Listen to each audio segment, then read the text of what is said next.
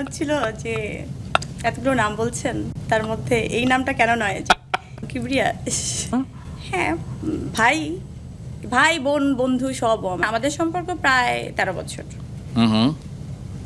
13 বছর না 14 বছর তো এখন আর হ্যান্ডেল করি না। এই দায়িত্বটা নিয়েছেন তারাই হ্যান্ডেল করেন। আমার কাজটাকে একটু ফোকাস করতে চাচ্ছিলাম, যেটার ফলস্বরূপ স্বপ্নজাল ছিল আমার কাছে, যেখান থেকে মানুষ আসলে আমার অভিনয়টার প্রশংসা এবং অভিনয়টা আসলে নোটিস করতে পেরেছে। এটা আমার কাছে অনেক বড় কিছু মনে হয়। অ্যান্ড মানুষ আমাকে ওরকমভাবে শুরু থেকে কেন ফলো করে আমি আসলে জানি না, মনেই জানি না আমি এটা কী করে হয়েছে যে আমি আসলে নিজেকে হাইড করার জন্য আমি সাথে তখন ফেসবুকটা যে বুঝতাম না, মানে সেই যদি ধরেন আপনি তখন 2013-14 তখন আসলে ফেসবুকটা কতটুকু আসলে ছিল ওরকম করে।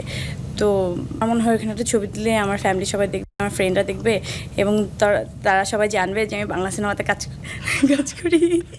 এখন কী হবে, তো আমি একটু স্মৃতি নামটা না দিয়ে পড়ি দিই। একটা নাম তো নিচ্ছে না, কি করব, তখন ভাবলাম যে বাসায় যেটা বলে মনি মনি মনি আদর করে তো ওটাই দিয়ে দিই।